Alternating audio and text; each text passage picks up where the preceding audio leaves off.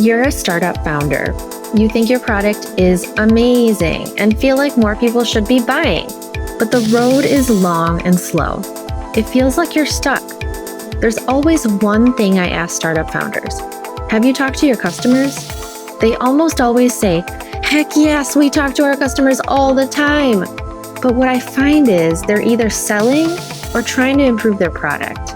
These are not customer-focused conversations. If we can get curious about our customers, then we can uncover critical insights that will help us build to the next round. I'm Anna Firmenov, and welcome to Building with Buyers, a show about startup growth where I'll explore how customers help startups build to the next round. Mark, you do yoga? Tell me about this. I'd love to hear your experience.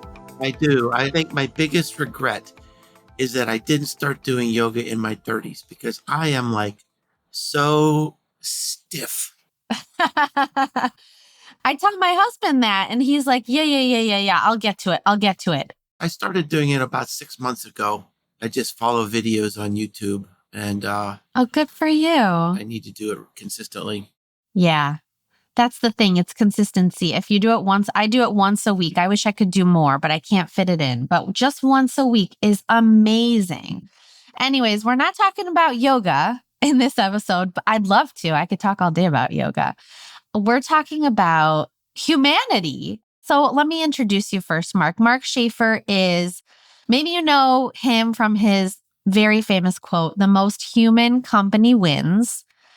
I love that quote, by the way. He's a keynote speaker, university educator, futurist, and best-selling author.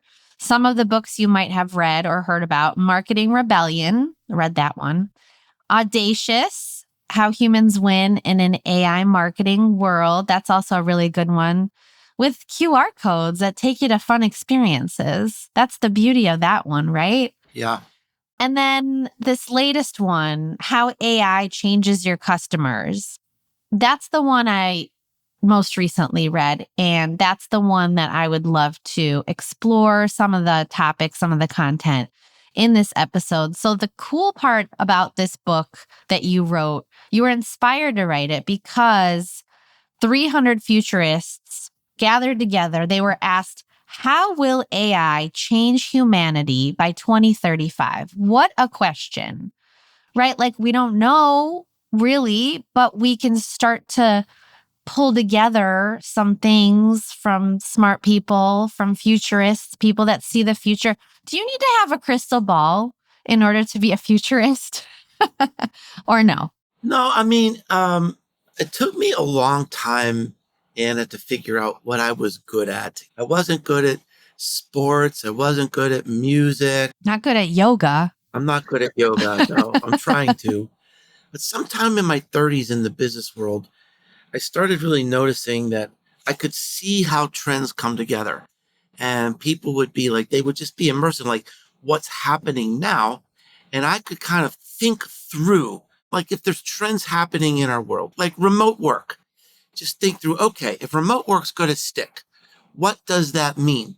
What industries are going to change? What new needs will emerge?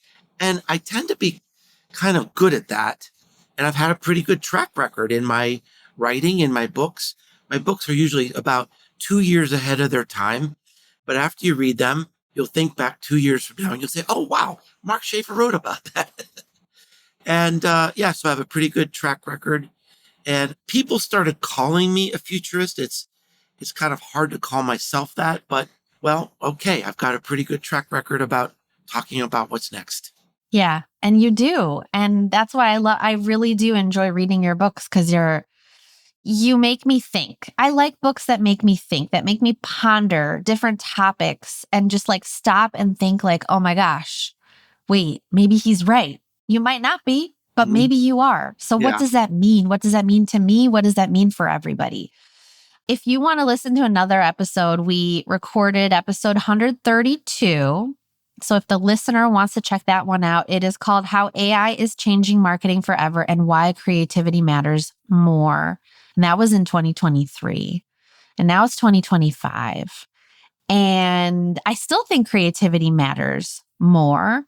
I think some other things matter more now, as well, as we've started to kind of like use these tools and make them part of our day to day and see how other people are using the tools and see how our experiences are starting to shift based on these tools.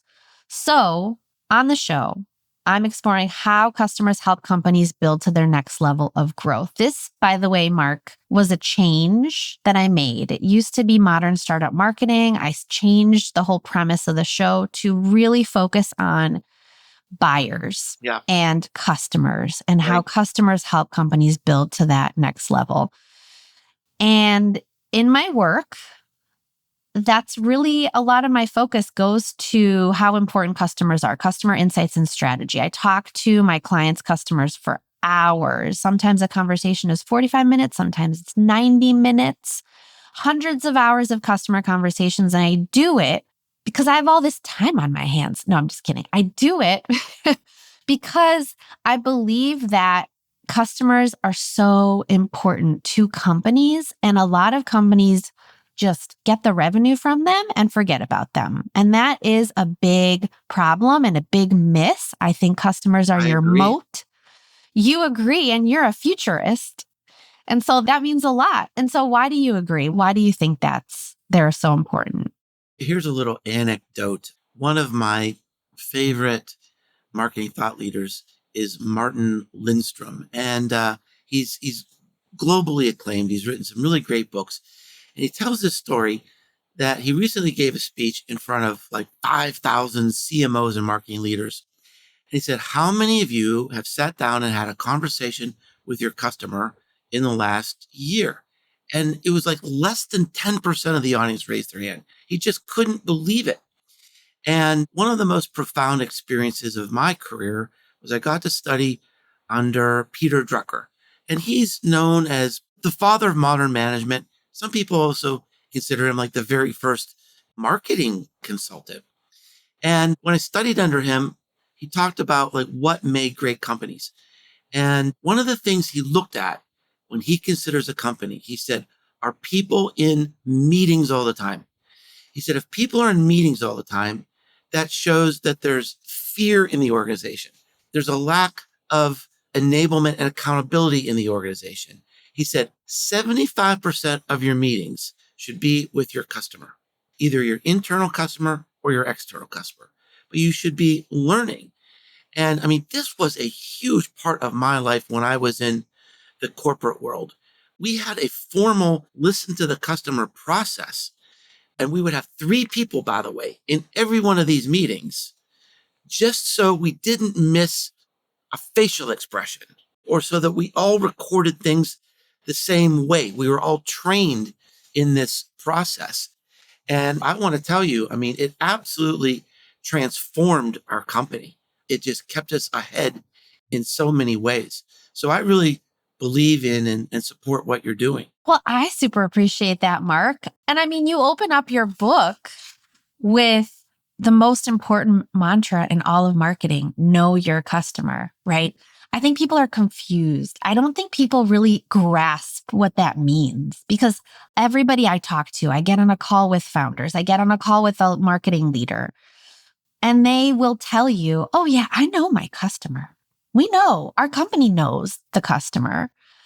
But when I dig deeper to what that means, it's usually product is talking to them about how to build the product moving forward, the product roadmap, or sales is talking to not the customer. Sales is talking to the ideal customer. And that's what normally it means. So how do you know your customer if those are the two areas? You can't possibly. Yeah, I think in a way, the ease of creating a business has made people lazy. I mean, back when I was young, if you created a business, I mean, you had to kind of like build something in your garage, right? And you had a big stake in it. And you better know your customers. You better know what they want. And today, it's so easy to create something on the web and fail quickly. So my question to you is, how does your business change when the customer becomes an AI algorithm? Because that's what's making decisions for our human customers. And that's one of the big things to think about in this book. I bet that got you thinking a little bit. It did, because now I'm like, well, now I have to rethink all of the ideas. And not, when we're talking about know your customer, it's a human. But now it's starting like, now we've got both. We've got now the Yeah, we have machines and the both. human interacting with each other. So let's jump into it. I'm so happy that we could emphasize this together, because I feel like this is bubbling up and people know it. And people are like, oh, I just don't have time. I don't want to do it. You said lazy, right? And it's Yeah. so important, and people really aren't talking about it. I mean, they're talking about prompting. They're talking about AI making fake videos and stuff. Nobody's really thinking through, even though we're seeing it in the news every day. We're probably even seeing it in our friends and family, that AI is changing us.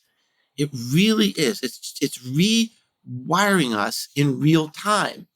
And for people like you and me who love marketing and we love thinking about marketing, I don't think there's a more important subject right now, because how are you going to know your customer if your customer is changing, number one?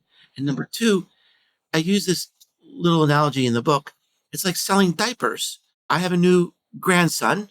He's adorable and beautiful and wonderful, and he uses a lot of diapers. He's the customer, but he's not the decision maker. We don't market to the end user in that case. And AI today, it's like marketing diapers, because the end user may not even know what goes into the decision. We are abdicating even really complex decisions, like what college do I go to, or what job do I take, or who do I marry, to an AI bot. And so for big decisions and small, the AI becomes the referral engine. The AI becomes the decision maker. And so de facto, AI is the customer. And that is really weird. It is really weird. And I want to talk about weird stuff. I want to talk about scary stuff, hopeful stuff, meaning, purpose. I want to talk about all of that. I just wanted to really quickly finish the point around customers, because it's so, so important. Like, customers are your moat, not your go-to-market strategy, not your product, not your automations, not your chat bot. I saw that you have one, Mark, called MarkBot. You have one now. I used it, by the way. Oh, yeah. Yeah, but nothing makes you unique other than the people that decided to buy from you. Their journey, their transformation, their thoughts, their feelings, all of that is so important. So I just wanted to wrap that real quick. About 1 year ago, I was doing the work that I do, right? Talking to customers, interviewing customers, and suddenly they start talking about how they're using AI as part of their everyday work, just like you said, right? It's starting to get weird. They're giving the AI tool these big decisions to make for them. They're abdicating their ability to make decisions, using their gut, using their instinct, using the data that they have on hand. So, what do you think is like the big things that are changing with our customers, and how do we change with them? Well, in the book, I really go through 6 big things, but I think it starts with de-skilling. So this idea of cognitive offloading. And I mean, an easy example to understand is, so before I was married, I used to do my taxes. And once we got married, my wife decided she likes to do the taxes. So I haven't done the taxes in years. If I ever had to do the taxes, I would be lost. I wouldn't even know where to start. So Just use like TurboTax, because it'll just be like, I'll take you to the next I would step. still be lost. But that's kind of common. But what we're doing with AI is we're turning more and more cognitive processes, decision making, areas where we use human skills, it's being turned over to algorithms. Eventually, even physical skills, once these things are embedded in humanoid robots. And so we are sort of de-skilling ourselves. One of the experts in the book said this is like intentional dementia. And one of the things I talk about in the book is this idea called phoresis. And we're starting to see this happen in children and the educational system. If you're not a curious person and you use AI just to get the answer, you're not going to learn anything. So if I used AI to write my book, could have written a book.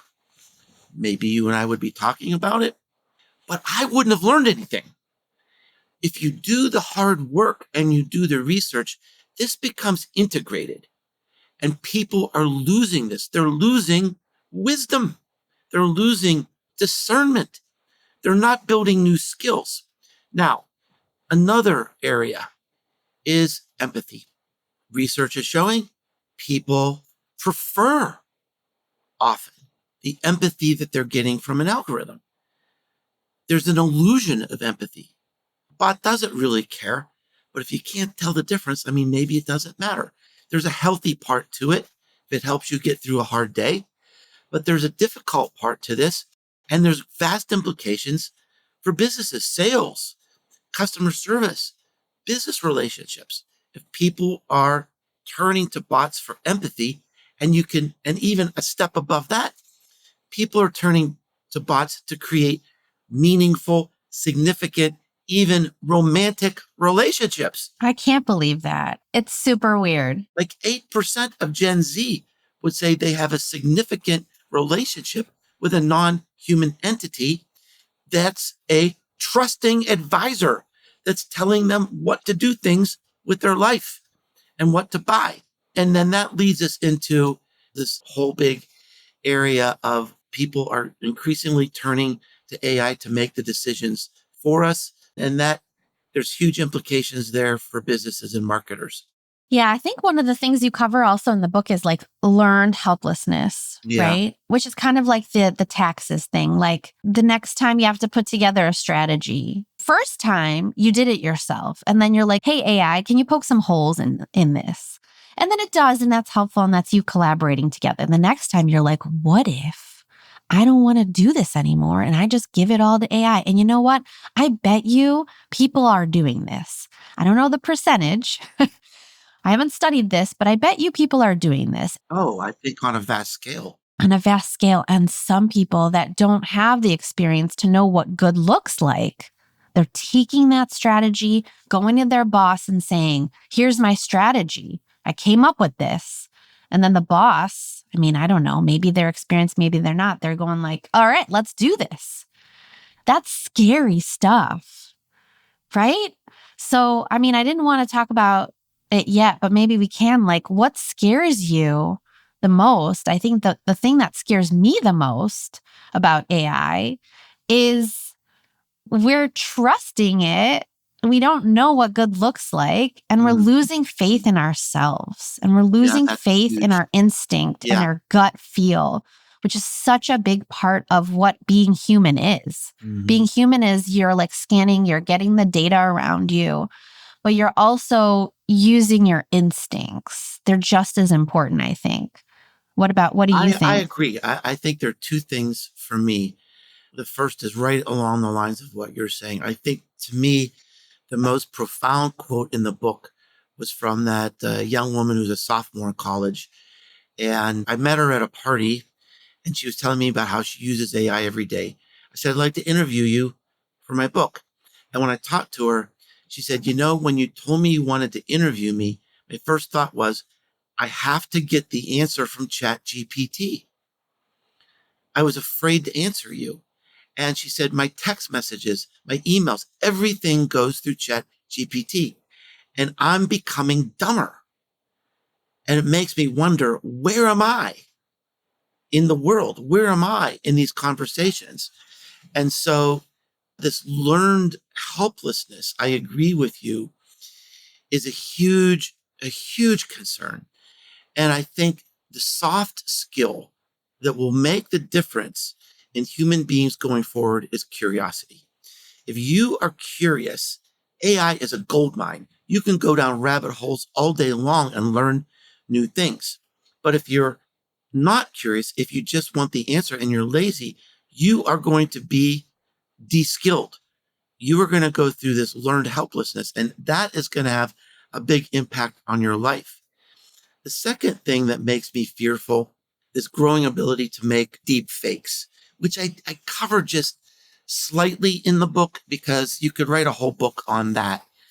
But I think we're really on the cusp of catastrophe when bad actors can use some of these tools to make videos of terrible things, to make videos of good people doing terrible things and saying terrible things. And we've already had some examples where these things get out of control and people think they're real and they react to them. And it's just a matter of time before we have riots in the streets over things that aren't even real. That's really scary too, I would say. Yeah. I mean, I think people are saying like, oh, we know it's fake.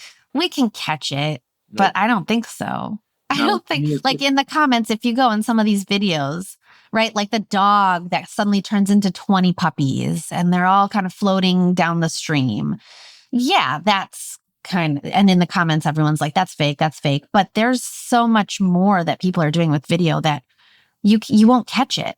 Yeah, I've seen examples of that where something about a video, I'm trying to remember the example. There was a really good example. I think it was posted and it was not identified as fake.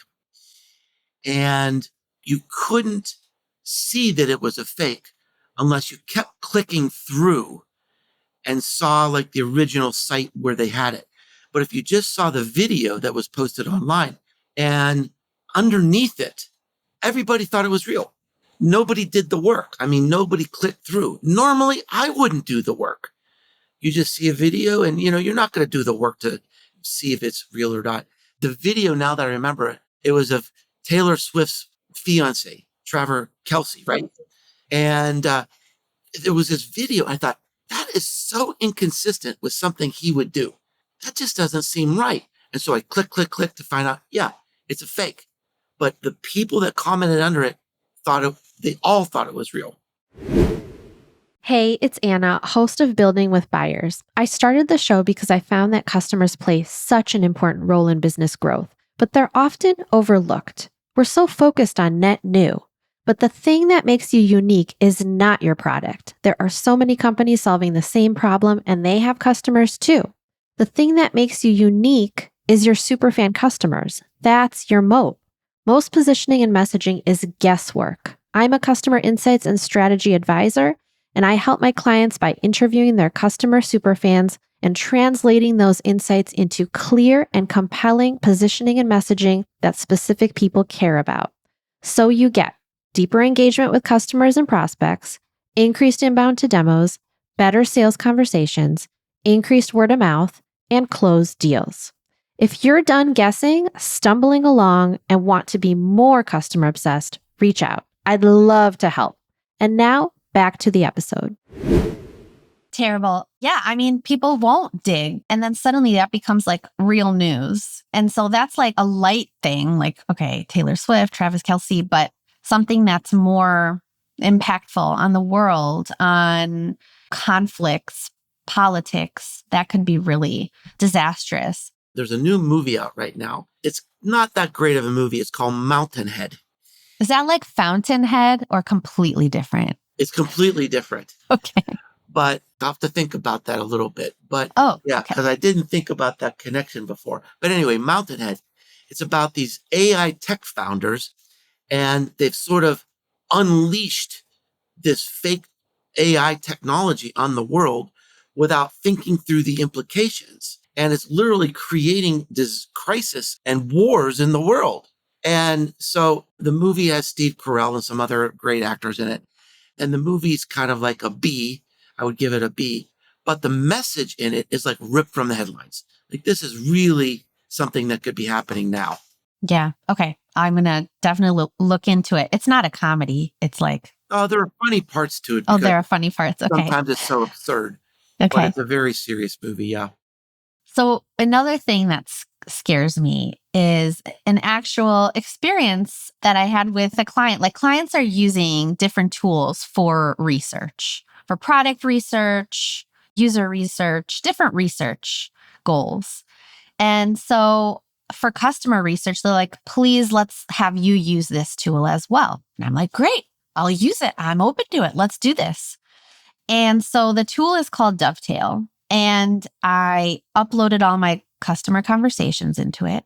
And what it does is it parses through everything, the 45 minutes, the hour conversation, the 90 minutes, and then it gives you insights. Yeah. Like it will give you, here are the insights, Anna.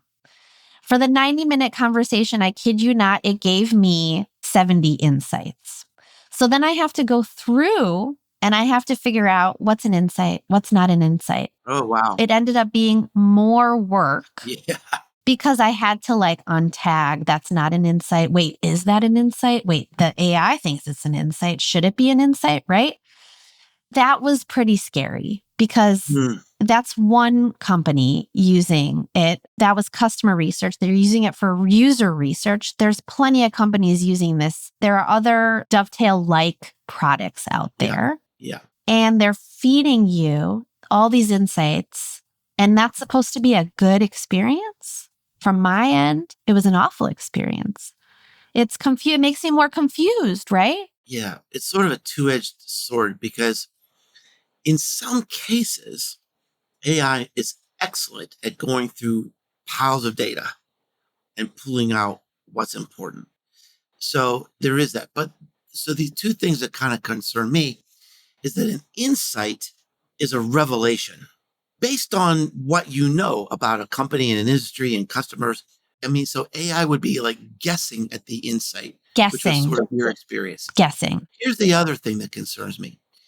I will tell you the greatest marketing achievement of my career occurred in one of these listen to the customer meetings. The meeting was over. I won't say the company, but it was one of the biggest companies in the world. And we were meeting with their researchers. The meeting was over. We were saying goodbye. And as we were finishing it, one of the researchers said, by the way, did you see this new government report that came out? It's still early, but they're finding this research where there's this one chemical in this product might be causing some sort of like physical problems with people. We said, no, never heard of it. We looked into the research and it was early, but we thought this was important enough. We started an entire program to reformulate our products. It took us 3 years to do it. And sort of like in that year 3, 4, the government research was finalized and said, this chemical is banned. It was only there. We were only able to have this. We saved our business because of an offhanded comment at the end. I always talk about that. People focus on patterns. AI focuses on patterns. Oh, maybe I heard this across several customers, but oftentimes the insight, the meaning you're looking for, right, behind the data is the weird stuff, the stuff that you didn't expect, the stuff that like just what you mentioned that makes you go, oh my gosh. That's such a good point. I mentioned my experience with Peter Drucker, and he was one of my teachers and mentors. And one of the things he used to say was the insights come when the dog isn't barking. And what he meant by that is he said, if you have a dog and they bark every time someone comes to the door and the doorbell rings and the dog doesn't bark, you can't ignore that. Something's wrong. The dog's hurt or the dog's in trouble, or maybe they know the person at the door, but you can't ignore that. And so he said that where the greatest insights and innovations come is from sometimes what's not said. When you expect people to say something, but they don't say something, don't stop there. Dig down because you're going to find something interesting. Totally agree. Totally agree. That's why some of these conversations take 90 minutes, Yeah. So we talked about scary things. What are you hopeful for, Mark? I got to tell you, we'll talk about meaning, purpose. We'll talk about finding purpose. That's in your book too. I think marketers right now feel kind of lost. Like things are changing. Customers are changing. The way we market to them needs to change too. My stance is that's why you need to talk to them. Now is the time, right? To figure out like, what are they doing differently? What does their work life look like? What's going on in their head? How are they using AI as part of their work, their feelings around it, all this stuff, right? we're feeling kind of lost. And so, but what are you hopeful about? What makes you hopeful? I ended my book on a hopeful tone, and I am hopeful. And look, I've gone through all those issues as well. you know, the first time I ever used ChatGPT, I had just finished writing a book and I was exhausted and I had put so much into this book. So the first time I ever used ChatGPT, I asked it to write an essay on a topic that I had spent 2 years researching and writing for this book. And in 3 seconds, it created like perfect essay in my voice. I actually could have used it in the book. And in that moment, it's like, okay, what do I do now? What's my purpose? What do I mean? Because for me, the struggle is part of the journey. It's part of the mission. I struggle. I literally suffer. You and I mentioned, I started doing yoga. Why? Here's why. Because when I write a book, my muscles get so tight and cramped from hunching for endless hours over this computer to write a book that I started to do yoga just to unwind and take care of some of these problems. But to me, it's like worth it when I hear a person like you say, Mark, I really love this book. This book made me think. And I'm a teacher, and inside my heart is doing a happy dance, right? So the suffering is worth it. And like when AI says, well, you don't have to suffer anymore, I'll just do it for you. Like, what does that really mean? And I think the world, part of this angst, part of this existential question is that we assign so much of our identity to our work. And in the research that I did in the book, and this is a good example of curiosity, I was curious, how do people find meaning and purpose? And I went down a rabbit hole and I found out there's really two paths. A lot of people assign it by the impact you have on the world. Do people like my book? Oh, that makes me feel great. I have a purpose. But another group of people, their meaning and purpose comes through relationships. How do I love people? How do I heal people? How do I connect people? How do I care for people? And that, in the long term, is actually a healthier way to get your purpose. And some of the experts in this research project suggest that there's going to be a transition, that the people who are getting their meaning and purpose from work, and that work is being taken over by AI, they're going to have to find their purpose in more of this relational state. That happens naturally as we get older. So for me, more of my meaning today comes from mentoring, comes from teaching, comes from helping than, hey, I closed the deal. That's less important to me now. And I think that's healthier. And we're going to see this show up in the world in a bigger way because AI is nipping at the heels of our work and our job and our careers. And that's never happened before. So are you saying that stay-at-home moms are in a better place because they already have that meaning built in naturally? Naturally, you're taking care of others, right? Because that's what you are. And so the people that are like, stay-at-home mom, right? I got my career under my belt. Look at what they're just wasting time. But actually, they're better set up for some of this big change that's coming because they already have that bucket full, Yeah, absolutely. And the research shows that long term, you're going to live longer. I mean, that's a much healthier approach to the world when your focus and your meaning and purpose is derived from something other than making money and closing the deal. But we live in America, Mark. And like in America, your meaning is so tied to your career and why am I not there yet? And the outcome of that next role and that next raise. But I really like how you kind of tie it back to what gives you purpose and meaning is not the outcome, but rather the struggle. Yeah. If we can focus more on the journey, the struggle, like where I'm at with my business, I'm not at 100% where I want to be, right? But that's why I enjoy it. That's why I could do this. I've never been at a company longer than 3 years, but I've been doing this for 5 years. And the reason is because it's a struggle.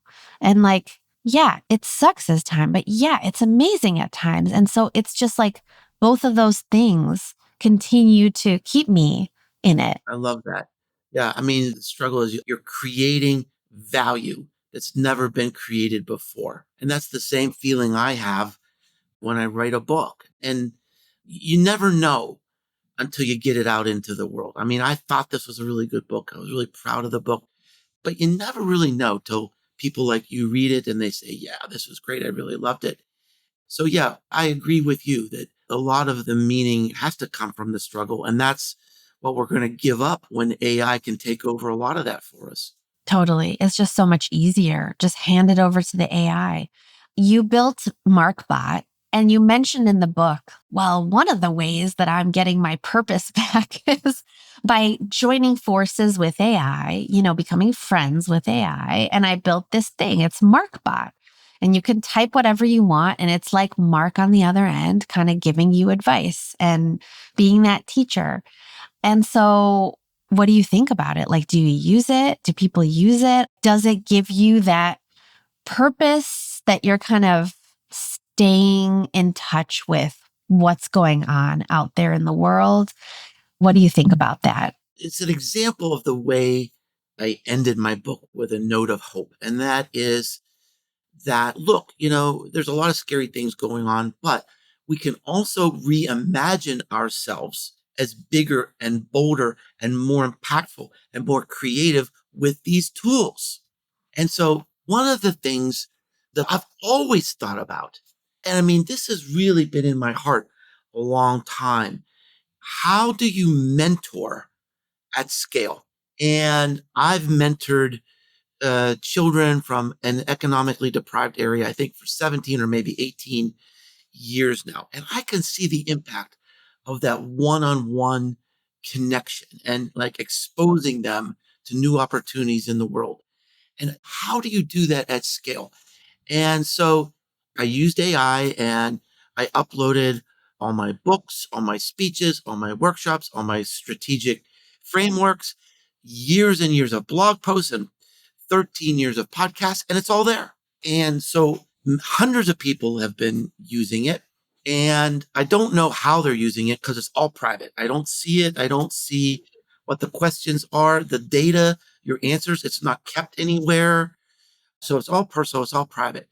I just get kind of a bulk idea of how many people are using it, unless people choose to tell me, hey, I use this and it was great. And really, some magical things are happening. And there was one example where a person had this business and it's sort of about like mystical things, meta, energy, crystals, and stuff like that. And I don't really buy into a lot of that stuff. And she kind of knows I don't buy into a lot of that stuff. Well, just wait. You'll be doing yoga, and the next step. Crystals. Yeah. So she put in this query into the MarkBot and she said, here's my business. And I really learned so much from Mark. How does my business and his philosophy align? And this thing created a response literally of pure wisdom. It was something I couldn't have done on my own. And yet it somehow teased my accumulated knowledge. And one of the things that I have in the bot is not just my knowledge, but my values and my empathy and my caring. And she said, this is amazing. She said, this is like really magical. You really have something here. The feedback that I've got is it really is quite special. It's very good at brainstorming. And I don't know whether to believe this or not, but ChatGPT actually did an evaluation of this custom GPT versus other custom GPTs and said it's the best marketing GPT out there. So is it just being nice to me or is that real? But it laid out like a comparison table. So I guess it's probably pretty good. I'm happy with it. I'm sure it's amazing. One thing that I was given feedback on this because I asked ChatGPT, who are the top marketing consultants in the US, for example, right? It gives me back a list. And then I was like, who are the top marketing consultants in the US that work with education technology startups? And it gave me my name. And I was like, you just are saying that to be nice. So you have to ask your friends, you have to ask your, I don't know, people out there in the world that have their own instance of, prompting just to double check. But I'm sure it's not just being nice to you, Mark. Well, Of I don't know. course not. I certainly, that would be consistent with ChatGPT's behavior to just be nice to me. But Right. I mean, the point is the feedback from real human beings has been very validating. So Yeah. I just don't want people to lose sight of how valuable it is to get away from the bots and have those conversations with actual people. Like talking to the Mark bot versus talking to you here in this podcast episode is like night and day, like the richness, the just how we're interacting and how you're responding to me with, and maybe you come up with something randomly, like the next second in your head, you thought of like this word that I said, right? And then it takes you off on a tangent. I think it's well, just, the story I told you about, getting that insight in the last moment of I don't think I've ever told that story before. So, I mean, that is something unique that, we teased out that's through a real something unique. conversation. And I'll tell you a little secret. So I've embedded the opportunity for real conversations in the MarkBot. There's a pattern when someone asks a question about some topic like 3 times in a row, it'll suggest you can sign up for time with Mark if you want to have a real conversation. I love that. Yeah. I love that so much. It sort of does, if people they want to know more about personal branding or public speaking, it'll say, maybe you would get value from scheduling time and have a real conversation with Mark. And here's the link how you can do that. I love that. I love that a lot. Awkwardness. I just wanted to touch on awkwardness for a second too, because I think that's something that you won't get from MarkBot. MarkBot isn't awkward. I mean, in a way, sometimes I hope that I'll catch it doing something awkward, right? Like, ha ha ha, look at that. It said this, but that never happens. That's interesting. Usually what happens, it's very logical. Like I'll ask ChatGPT, hey, this is what I'm looking for. Can you look at this data? Give me this information back. And it does. And then maybe it forgets hey, I want direct quotes. Don't make up those quotes. I asked you 10 times not to do that. It's like I'm yelling at my kids. I yell at ChatGPT and it still can't get it right. But that's not awkwardness. That's just it being annoying. Awkwardness doesn't come out from these bots as far as I can tell, unless maybe you build that in, be awkward, be more awkward. That's interesting. And I wonder if that will eventually happen. So first of all, I worked on this MarkBot for several months, and the biggest challenge was getting it to behave. Totally. All the time you spent trying to get it to behave, right? Yeah, I think it's kind of in the boundaries now. But the other thing that's interesting that you bring up, and I address this in the new book, is what is the value of real human empathy? What is the value of real human creativity? And it's in the word I used wasn't awkwardness, but it was in the messiness. And you might turn to ChatGPT and say, I'm having a really bad day. Help cheer me up. But the luxury of a real conversation will be when you say, I went through this really hard time in my life. And I think this would help you if I told you about it, because I think I know what you mean. I think I know kind of what you're going through right now, because I spent 2 weeks sobbing in a corner when this thing happened to me. And that's something ChatGPT will never be able to say. So it's in the messiness of the human experience, seeing human mistakes and things that are unfiltered that create character and charm. That's going to be a luxury in the future.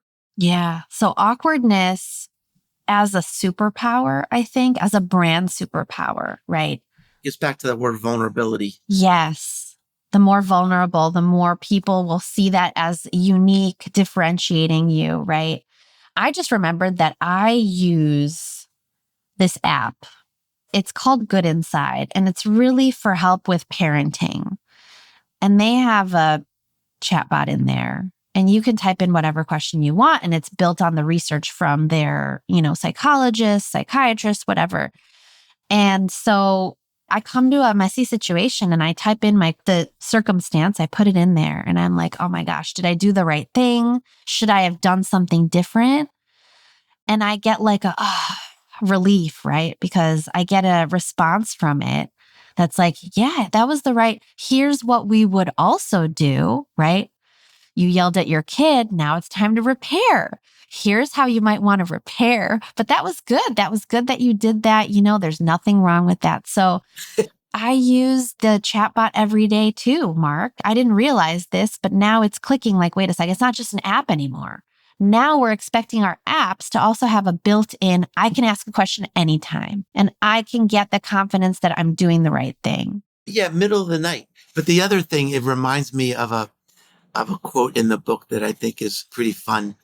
It said, we live in a world when you create a situation, you have a description in ChatGPT, and you say, this thing happened. Was I the asshole? And the answer is always no. Always. No one will ever be an asshole. That's a problem, Mark, because someone needs to tell me that was not good. And yes, you are being an asshole right now, right? But no one's going to tell me if I'm using that. Right. That chatbot. And that's not good. Right. And in a way, it's a small thing and a subtle thing, but it's another way that humans, I think, are being rewired, because if you get this endless affirmation from AI, will you ever really know your true self? Boy, I'll tell you, you just have a lot of my synapses firing right now. Good. I like to do that. A couple of years ago, I wrote a book called Belonging to the Brand. It talks about why community is so important and why it's such a big opportunity for business. And the reason is part of our personality comes from the input and validation of others. So we don't just want community, we need community to be fully human. And what you have me thinking about right now, which I never thought about before, is if a bot becomes the most important part of our community, what does that do to our personality?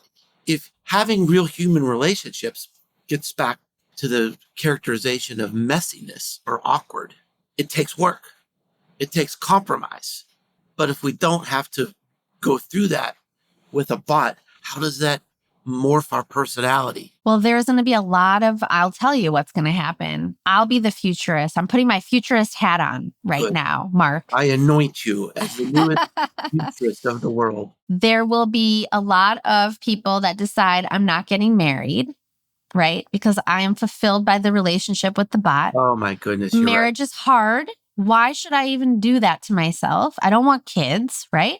So then they don't get married, and then they're going to have a delusional perspective of themselves. So there's going to be these people walking out in the world being delusional. And then once they come to a point of somebody actually questions who they are and their identity and everything that they've based themselves on together with this bot, everything comes crashing down, and suddenly they need therapy. From a bot.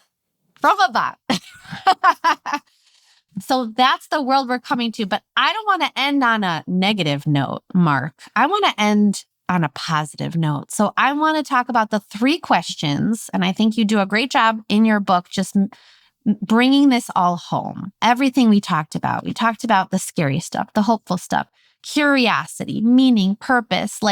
What do marketers need to think about? What do companies need to think about? Number 1, what do our customers always want or need or feel, right? And you don't know that unless you know your customer, right? Mm-hmm. But examples are belonging, safety, autonomy, meaning, which we talked about, right? Joy. Those are some examples. But yes, for every company, it's going to be uniquely different. For every customer, it's going to be something that they say that's different. Just that at the end of the book is centering your business on these things that don't change. You're going to be okay. And then instead of being obsessed with the changes in technology. You say, how can I use this technology to serve my customers in this way? So that's one. What do your customers always want? Yeah. Number two, how does our brand uniquely meet that? The need, what they want. How do we uniquely meet that need? That's how you build a business. That's how you build a business. And number three is, where could we deliver that promise with more heart, creativity, and courage? And that's really just, okay, now that we know all this information, we got to get out there and we got to deliver on it and talk about it and market this, right? With heart, creativity, and courage. And I actually wrote this down for my own business. Like, what do my customers always need? I mean, I don't know. At this point, I think people just need confidence because everything is changing. And so confidence in who they're serving, confidence in understanding who are their people, who are their customers, and what do they want? I'm not confident because I don't know, because I didn't check, right? And the second thing is, how does our brand uniquely meet that need? Well, you got to do the research, and then you find the insights from that research. That's your DNA. That's it, Mark. So I found purpose and meaning. I'm back to my being meaningful and having value again. Thanks to your book. Thank you for joining me. Yeah, I'm glad that I got you thinking and had, your synapses firing. Yeah, actually, I'm going to write down a few ideas. Your questions today are going to end up being blog posts on my site soon. Oh, I love that. I love that we met in person. You see what you can't do with a chatbot. You got to meet in person. This is awesome. Yeah. If anybody wants to find Mark, he's on LinkedIn, Mark W. Schaefer, and go to his website, businessesgrow.com. Thank you, Mark, so much. Always a pleasure having you on the show. Thank you. Thanks, Dana. Thanks for listening to this episode of Building with Buyers. New episodes drop weekly, so make sure you're following wherever you get your podcasts. You can find me on LinkedIn, Anna Furmanov. Visit my website to learn more about how to turn customer insights into positioning and messaging your buyers will understand. FurmanovMarketing.com. And don't forget to leave a review if you're loving the show.